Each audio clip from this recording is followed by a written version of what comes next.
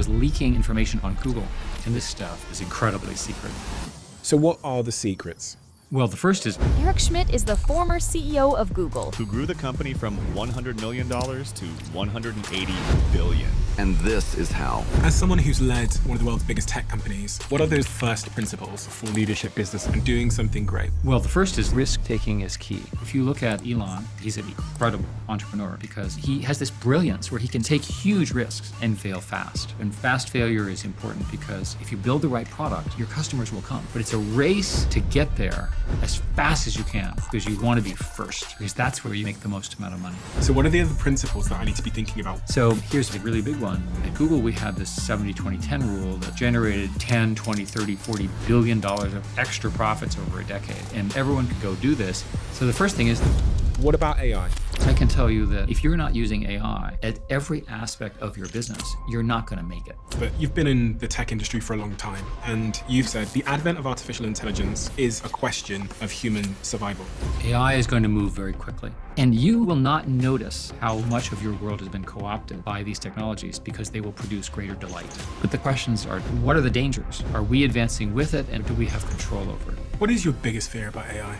My actual fear is different from what you might imagine. My actual fear is that's a good time to pull the plug. This has always blown my mind a little bit.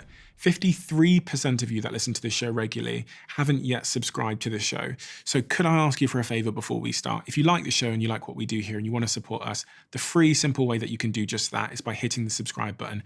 And my commitment to you is if you do that, then I'll do everything in my power, me and my team, to make sure that this show is better for you every single week. We'll listen to your feedback, we'll find the guests that you want me to speak to, and we'll continue to do what we do. Thank you so much. Eric, I've read about your career, and you've had an extensive, a varied, a fascinating career, a completely unique career. And that leads me to believe that you could have written about anything. You know, you've got some incredible books, all of which I've been through over the last couple of weeks here in front of me. I apologize. No, but I mean, these are subjects that I'm just obsessed with. But this book in particular, of all the things you could have written about with the world we find ourselves in, why this? Why Genesis? Well, first, thank you I wanted to be on the show for a long time, so I'm really happy to be able to be here in person in London.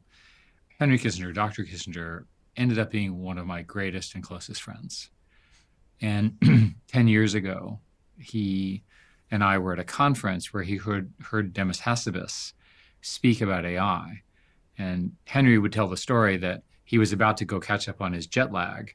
But instead, I said, go do this. And he listened to it. And all of a sudden, he understood that we were playing with fire, that we were doing something that we did not understand it would have the impact on.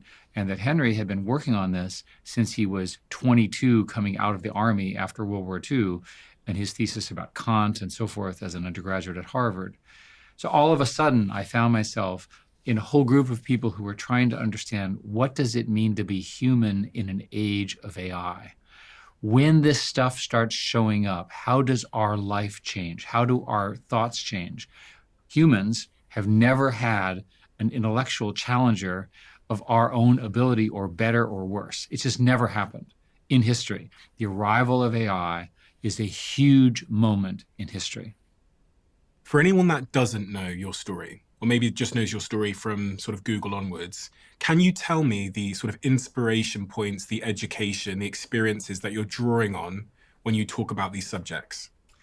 Well, like many of the people you meet, as a teenager, I was interested in science. I played with model rockets, model trains, the usual things for a boy in my generation. I was too young to be a video game addict, but I'm sure I would be today if I were that age. I went to college and I was very interested in computers, and they were relatively slow then, but to me they were fascinating. To give you an example, the computer that I used in college is 100 million times slower, 100 million times slower than the phone you have in your pocket. And by the way, that was a computer for the entire university.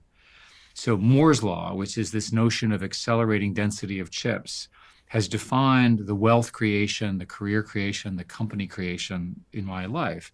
So I can be understood as lucky because I was born with an interest in something which was about to explode. And when sort of everything happens together, everyone gets swept up in it. And of course, the rest is history.